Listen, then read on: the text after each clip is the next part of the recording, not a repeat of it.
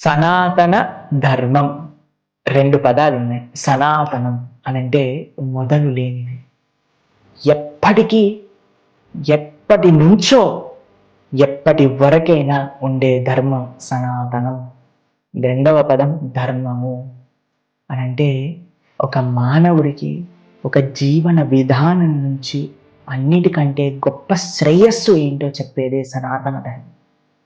వసుదైవ కుటుంబకం అనే ఒక భావన అందరినీ కలుపుకుంటూ అందరితో భగవంతుడి వైపు అడుగులు వేయటం, ధర్మాన్ని అద్భుతంగా అందరూ అర్థమయ్యే విధంగా బోధించగలిగిన ఒక అద్భుతమైన శాస్త్రాన్ని మనకు అందించి ఆ శాస్త్ర మాధ్యమం చేత ప్రతి ఒక్కళ్ళకి కూడా మంచి విషయాలను బోధించే ధర్మం సనాతన ధర్మం.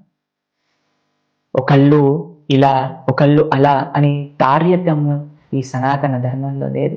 అందరూ ఒకటే, అందరూ కూడా భగవంతుడికి చెందిన వాళ్ళే, అందరూ కూడా భగవంతుడి యొక్క అంశలే, అందరూ కూడా భగవంతుడిని చేరుకోవాలి, భగవంతుడి యొక్క సేవ చెయ్యాలి అని చెప్పేదే సనాతన ధర్మం. ప్రేమ అలానే సేవ, ఈ రెండు కూడా సనాతన ధర్మంలో ఒక ఇంటిగ్రల్ పార్ట్. వసుదైవ కుటుంబకం అనే ఒక గొప్ప ఉదాత్త భావన.